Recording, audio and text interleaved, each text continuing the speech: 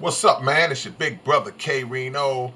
Check it out, man. I had a situation today that was pretty cool, and it made me think about something um, about the power of words, man.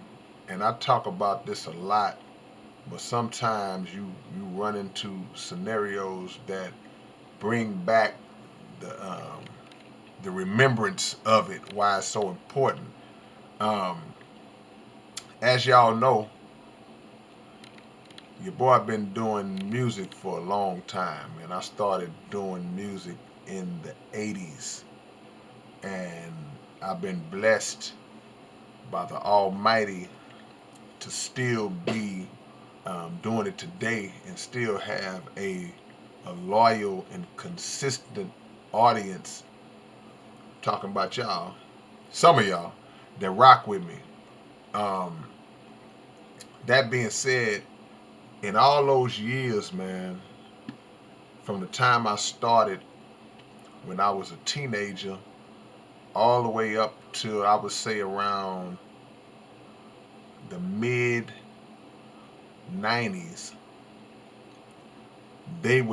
people would ask us to come and speak at schools, at events, um, at juvenile detention centers, boys' homes, all these different types of places that we have gone to speak to the youth. And when we first started doing it, really speaking for myself, when I first started doing it, I would come in like, man, I don't know what to say to them, but thankfully, you just step up there and just speak from the heart, and you put yourself in their position because the reality is that I was in their position, to some degree. So um, you just speak from one heart to the next one, and you pray that you get a result. You pray that you get a good result. And the old saying always is in those situations is that if you're talking to a group of young people or a group of people in general, everybody said the same thing, man. If you could just save one, my thing is I want to save them all. I don't want to just save one, although I do understand the premise. If you save one, then the actual process and the actual act of you going out to try to save was not in vain. Because had you not gone, you wouldn't have got anybody. But today I ran into a brother who was he was at work. I'll put it to you like that. He was at work. Legal work. Good legal work. And he told me that I came to his school when he was in high school. And the school he went to was um, it was a school for what they call the bad group of children. It was where they send the so-called bad children, right? And I came along with some other brothers and sisters. We came and we spoke to them. And he said he sat out in that audience and he listened to what I said, which I have no recollection of what I said that day, but I do remember going to that particular school. And he was like, man, that changed me. That changed my whole thinking. It changed the whole way that I was approaching life at the time. And while that wasn't the first time that I've heard that, it never gets old. So I was like, man, it always takes you aback a little bit because you think about the power of your words and the power of your words to be able to influence, and those words can influence negative or positive. You know, the same way we write these raps, we could talk about things that could help people and make them better, but we can also talk about things that can lead them down the wrong road. Cause I've been there too.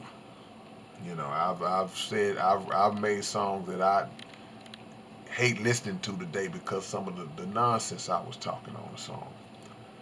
So to hear that brother and to see him in the capacity that he was in, and just saying, man, how me coming to the school and speaking some kind words helped him out,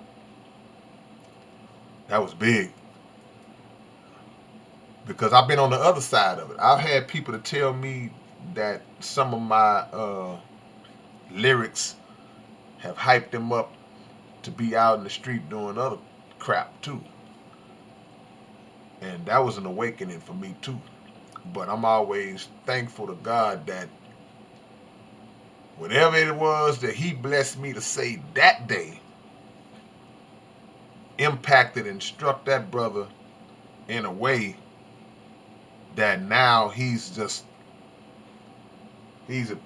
productive member of society right now, doing well, and his life took on a whole nother trajectory that it might not have taken had God not put me in a position to be there that day and say whatever it is I said.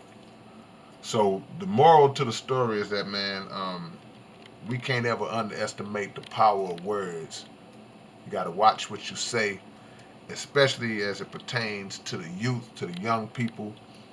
Like when you're a parent, and it's like, you know, parents just talk crazy and say anything around their children, they cussing and going crazy. And soon as you hear your son cussing, you want to beat the hell out of him. But how would he learn how to cuss if he didn't hear you and your husband or your wife doing it every day? We got to be more cautious in what we say and what we do around our youth, and because they're gonna emulate it in some form or fashion. You say, "Do as I say, not as I do." Nah, they got to see us doing, because they're not stupid. So I appreciate the love, man. Hope this can help somebody out. And to you rappers, take that to heart. Peace.